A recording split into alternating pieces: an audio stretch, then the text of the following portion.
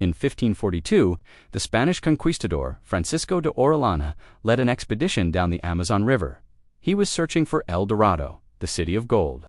What he reported back sounded like a hallucination. He described massive cities in the jungle, millions of people, roads and fields of crops stretching as far as the eye could see. These fields were feeding a population larger than London. When later explorers returned a century later, they found nothing. Just jungle, just scattered tribes. They called Orellana a liar. They said the Amazon soil was yellow, acidic clay, too poor to support a civilization. They said agriculture was impossible in the rainforest. For 400 years, science agreed. The Amazon was a counterfeit paradise. But in the 1960s, soil scientists digging in the jungle floor hit something hard. It wasn't yellow clay. It was black. It was 6 feet deep. And carbon dating proved it was thousands of years old. Even stranger, it was still fertile. Without fertilizer, without compost, without human intervention for 5 centuries, it was growing crops 3 times faster than the surrounding soil. This is terra preta do Indio, the black earth of the Indians. And its existence proves that the green revolution of chemical fertilizers was not the only way to feed the world. It was just the most profitable way for corporations. The indigenous people had cracked the code of soil biology thousands of years ago. They created a soil that regenerates itself, a soil that stays fertile for a millennium. And the reason you are buying fertilizer every spring is because modern agriculture decided to sell you a chemical subscription instead of teaching you how to build a soil that lasts forever. Number 1. The Haber-Bosch trap. To understand the profound significance of the biochar revolution, we must first dissect the chemical crutch that replaced it. In the early 20th century, a German chemist named Fritz Haber unlocked the code to atmospheric nitrogen. He invented a process to pull the inert gas from the air and synthesize it into liquid ammonia. This was the birth of the Haber-Bosch process, an invention credited with feeding the world and destroying its soil. Synthetic nitrogen acts as a powerful steroid for plants. It bypasses the natural biological processes of the soil, injecting raw growth signals directly into the plant's vascular system. The plants grow massive, fast, and green. But beneath the surface, a tragedy unfolds. This chemical injection acidifies the soil. It burns out the delicate organic carbon that holds the soil structure together. Most critically, it decimates the microbial population, the bacteria and fungi that plants naturally rely on for immune support and nutrient uptake. The soil becomes an addict. The more synthetic nitrogen you apply, the more the natural fertility degrades, and the more fertilizer you need next season to achieve the same yield. It is a perfect addiction model, profitable for the dealer but fatal for the user. Farmers today are trapped on this treadmill, spending more every year to coax life from dying dirt. Terra preta represents the rehabilitation. It is the biological opposite of the Haber-Bosch trap. Instead of burning out the soil with salts, it builds the soil with carbon. It restores the ancient partnership between root and microbe that the chemical industry severed. Number 2. The physics of adsorption. Biochar is often confused with ash from your fireplace. Ash is mineral residue washing away. Biochar is a carbon skeleton created by pyrolysis. Thermal shock changes molecular structure, fusing carbon into a stable crystalline lattice. Scientists call this recalcitrant carbon. It doesn't rot or turn into CO2, it stays for thousands of years. The real magic happens at the nanoscopic level. Under a microscope, biochar resembles a sponge or honeycomb. Its incredible porosity creates a massive internal surface area. A gram can equal a football field. This surface area creates adsorption. Nutrient ions are electrically attracted to biochar's negatively charged surfaces. They stick like magnets. In sandy soil, rain washes nutrients into groundwater, a process called leaching. But in biochar soil, carbon holds nutrients against gravity, creating a nutrient battery. Plant roots access this stored pantry. The plant takes what it needs, and biochar recharges with rain. Number 3. The microbial skyscraper. We've been conditioned to believe bacteria are the enemy, but in soil, sterility is death. Soil fertility is a biological state, not chemical. It's the sum total of billions of microscopic organisms. Biochar is the ultimate infrastructure for this city. Because of its massive surface area and porous structure, it acts as a condominium for soil life. A single gram provides housing for millions of bacteria, fungi, protozoa, and nematodes. Inside, organisms are protected from predators like amoebas, desiccation during droughts, and UV radiation. It is a safe harbor. In 2010, Cornell researchers found biochar soils had thousands of times denser microbial populations. This density creates quorum sensing. When bacteria reach critical mass, they change behavior. They coordinate activities, releasing enzymes that dissolve rock and unlock minerals for plants. They create a biological intelligence that chemical fertilizer wipes out. This microbial city becomes the engine of the garden. Fungi extend hyphae, mining for water. Bacteria process nitrogen, trading it with plant roots for sugar, a soil system that is alive, reactive, and resilient. The chemical industry sells sterile soil, then bottled microbes.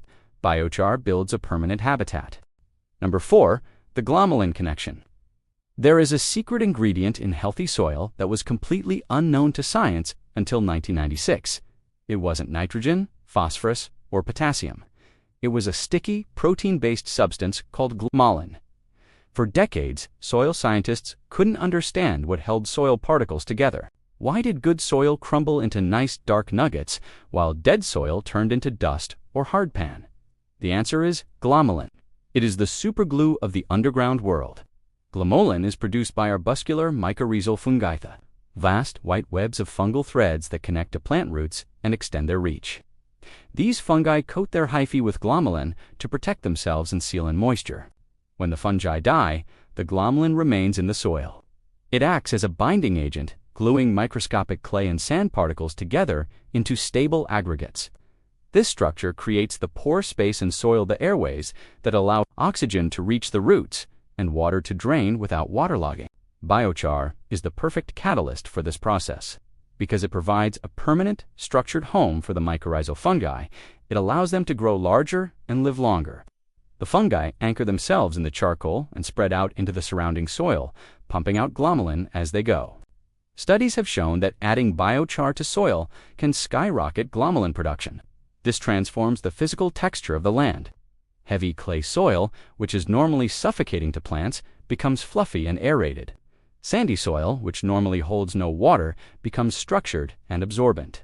It resists erosion because the glued particles are too heavy to blow away in the wind or wash away in the rain.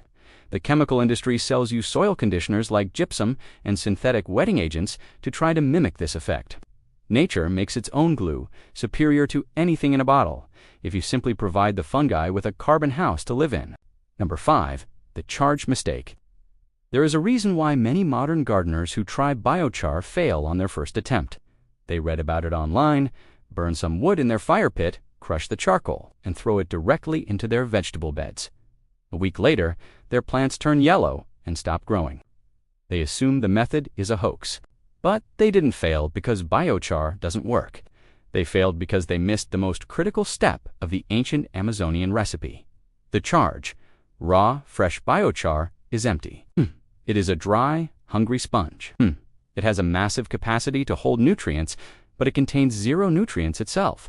If you put this empty charcoal into your soil, it will aggressively suck up every available drop of nitrogen, potassium, and water in its vicinity to fill its own pores. It competes with your plants. It causes nitrogen drawdown, starving your crop in the short term. The Amazonians understood this chemistry intuitively. They didn't just burn wood and walk away. They charged or inoculated the charcoal. They used their waste streams. They mixed the fresh charcoal with broken pottery shards, fish bones, food waste, and crucially, human manure. They let this mixture sit and ferment. They allowed the charcoal to soak up the nutrient-rich liquids of their daily life. By the time they put the charcoal into the fields, it was no longer an empty sponge. It was a saturated, slow-release fertilizer pellet. It was already full.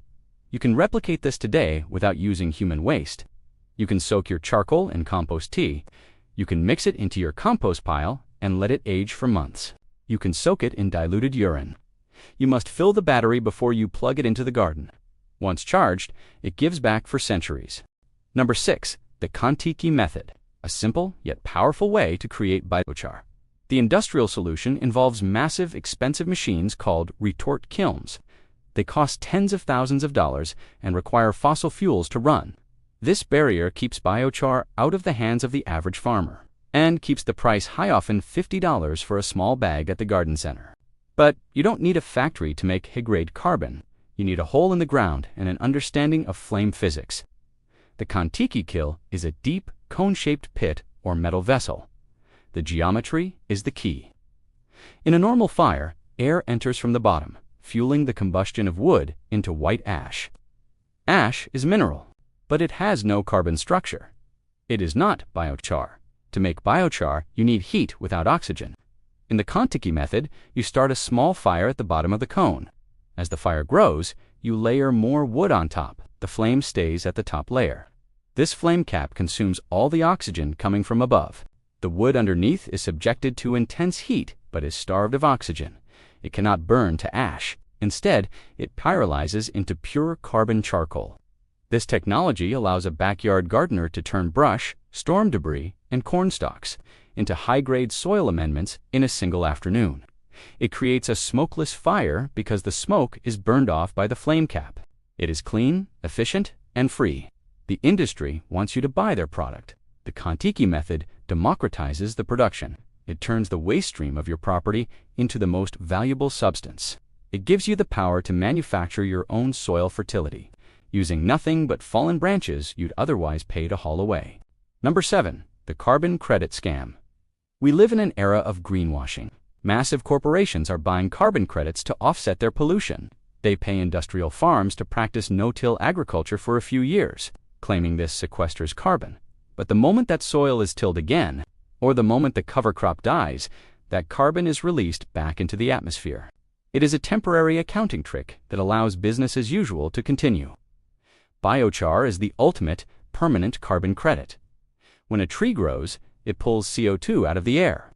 If that tree dies and rots, 100% of that CO2 returns to the atmosphere. It is a carbon-neutral cycle. But if you turn that tree into you lock 50% of that carbon into a stable, solid form that resists decay for 5,000 years. You have physically removed carbon from the atmospheric cycle and buried it in the earth. If every gardener and small farmer converted their waste biomass into biochar, we could sequester gigatons of carbon. We could reverse the Industrial Revolution's impact while simultaneously restoring the fertility of our soils. But the current carbon market rewards large-scale monocultures and technological carbon capture machines that don't exist yet. They want to sell the credits, not solve the problem. The biochar solution is to decentralized to be easily monetized by Wall Street. By making biochar, you are engaging in direct climate action that doesn't require a broker, a bank, or a verification agency. You are doing the work that global summits only talk about. Number 8. The water wars. We are entering an era of water scarcity. The aquifers that irrigate the breadbaskets of the world are draining. The Colorado River is drying up. Droughts are becoming longer and hotter. The price of water is going to skyrocket. The irrigation industry sees this as an opportunity to sell more pumps, more drip lines, and more desalination tech. They are betting on scarcity. Terra Preta offers a path to abundance in a dry world. Because of its microscopic sponge structure, biochar soils can hold significantly more water than conventional soils. A study found that biochar-amended soil held 50% more moisture than control soil. This water is held in the micropores, protected from evaporation, but available to plant roots. In a drought, a biochar garden stays green weeks longer than a standard garden. It reduces the need for irrigation frequency. It creates a buffer against the climate. In sandy soils, which drain too fast, biochar adds water-holding capacity. In the Amazon, this allowed civilizations to thrive even during dry periods. In the future, the farmer with the best water-holding soil will be the only one with a crop. The water wars will be won not by who owns the river, but by who can keep the rain. Biochar is the technology of water sovereignty. It is a passive irrigation system that never breaks, never needs electricity, and never sends you a bill. Number 9. The toxic cleanup. Our soils are becoming toxic. Decades of industrial pollution, pesticide drift, and heavy metals have contaminated urban and rural land alike. Lead, cadmium, and arsenic are finding their way into our vegetables. The standard solution is remediation, digging up the soil and hauling it to a hazardous waste landfill. This costs millions. Biochar offers a biological solution. It doesn't just hold nutrients, it binds toxins. The same electrical charge that grabs calcium also grabs heavy metals. The porous structure traps pesticide residues. It locks them up, making them unavailable to plant roots. It acts like a Brita filter for the earth. Research has shown that biochar can reduce the uptake of lead into lettuce leaves by over 70%. It protects the food chain. If you are gardening in an urban environment or near a road or on land with an unknown history, biochar is your insurance policy. It cleans the food before you eat it. It allows us to reclaim contaminated land and turn it back into productive gardens. This potential for low-cost, decentralized remediation is a threat to the massive environmental engineering firms that profit from expensive cleanups. They want the government contracts. They don't want you to know that you can fix the soil with charcoal. Number 10, the economic erasure. Why isn't this standard practice? Why doesn't every bag of potting soil contain biochar? Why didn't the Green Revolution include this ancient wisdom? The answer is simple: economic theory, planned obsolescence versus durability. If a company sells you a synthetic fertilizer, they know it will wash away in 3 months. You will be back next spring to buy more. You are a recurring revenue stream. You are a subscriber to their fertility. If a company sells you a soil amendment like peat moss, it decomposes in a few years. You have to buy more. But biochar lasts for thousands of years. The terra preta soils in Brazil are 2,000 years old, and they are still fertile. They are still rich. If you amend your soil with biochar today, you are fixing it for your lifetime, your children's lifetime, and their children's lifetime. You solved the problem once. Capitalism hates durability. It hates products that don't break. It hates solutions that don't require maintenance contracts. Terra preta is the ultimate buy-it-for-life product. Once you build it, it's there. It is an inheritance. The agricultural industry buried this knowledge because they couldn't build a subscription model around it. They couldn't monetize a one-time fix. They needed you to be dependent on the annual purchase. By rediscovering biochar, you are stepping out of the consumer cycle and building permanent wealth in the ground. The black earth of the Amazon is a message from the past. It is proof that humans can improve the environment, not just destroy it. The narrative that humans are a virus, that we always degrade nature, is false. The people who built terra preta didn't have tractors. They didn't have labs. They had observation. They saw that fire and life, when combined, created abundance. They left the soil better than they found it. We have spent the last century trying to outsmart nature with chemistry. We have failed. Our soils are dying. Our food is empty. The solution is not a new chemical. It is an old memory. It is the realization that the waste we throw away, the branches, the bones, the scraps, is the fuel for the next generation. You can build this soil. You can dig a pit. You can light a fire. You can charge the char. And when you do, you are not just growing a garden. You are building a legacy. You are creating a patch of earth that will be fertile long after the oil runs out and the factories close. The black gold is real, and it is waiting for you to make it. If this video opened your eyes, subscribe and hit the bell. The algorithm favors the products they sell. We favor the truths they hide. Every like and share preserves what they tried to erase. The next vault opens soon.